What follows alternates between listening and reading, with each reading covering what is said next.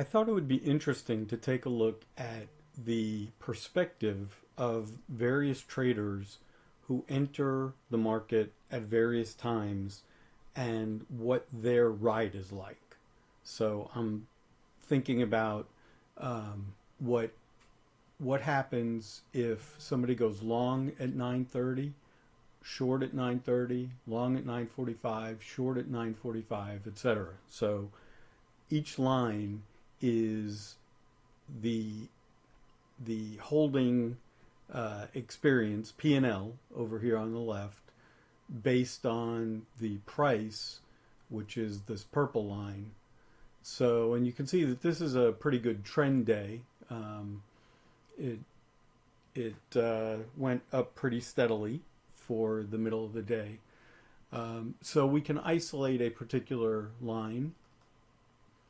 So this is the experience of the trader who went long right at 9:30 at the open, down over $1,500 at the worst, and then up about the same, 1,500, and then finished at about 1,200. So that's long. Short is, of course, the mirror image of that. So they were up about 1,600, and then down about 1,500, and then finished down about 1,200. So what we can see here is that it can be a rough ride for each trader, and that's really what I was interested in seeing. And in fact, here's another way of looking at this. So the trader who entered long at 9:30, here's the zero line, and then this shape is based on their P&L at various points during the day. So the width shows how many points. So you can see that they were down. That says 2,000. Were we down 2,000? All right, there may be a little flaw in the calculation. I think the principle is right, but I don't know if Gemini did some funny stuff here. This says the minimum is 1779. Did we get to 1779? Yeah. I just don't know why that shows negative 2,000. Anyway, I think that the broad strokes are accurate. I don't know what these spikes are, or why the 2000's there.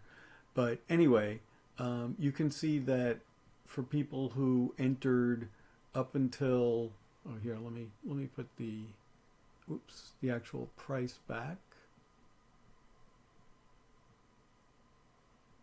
So the people who entered prior to this big downdraft, they had very similar experiences, but then once we were down here, going long in the long run actually paid off well because they bought near the bottom. So this trader was almost entirely positive. Their drawdown was very small. Negative 253 there at the bottom. So, and then also interesting, as the day goes on, the range is smaller. So if you entered later, then you didn't ride this big move, so you just didn't have such large swings. And then finally, if we look at the table of data, there's one other thing available here, which is zero crossings. So if you went from positive to negative, back to positive, that's 2 zero crossings. So you can see that there's some a lot of zero crossings here. Interestingly, there's even more zero crossings for the people who entered at 2 p.m. So let's see what that looks like. Oops. Yeah, so they happen to enter just at the right point where there was a lot of bouncing up and down, so they had multiple zero crossings there. But the point of all this is just, I think this is a perspective that you don't often get on, what it's like to be a trader at various entry points. And this is a trend day. Imagine more of a non-trending day where you have even more, sorry about the dog, you have even more chop. And so, in fact, I'll run another one for a different day, and we'll take a look at that.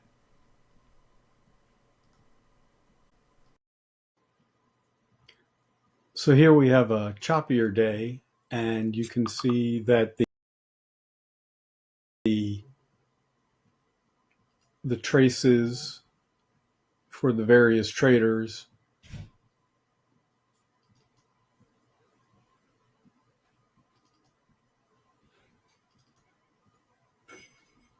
are even more up and down. You can see that here the zero line cuts through almost every trader's experience. And in fact, you can see that the zero crossing numbers are much larger here. So if you don't have a trend day, if you have a chop day, then the experience is that much harder for the traders. And of course, the thing to remember is you don't know going in what kind of day it is. So this is why it's hard to trade and why it's hard to hold a position. Um, it's always obvious in retrospect, but as you're in it trading the hard right edge, it's tough.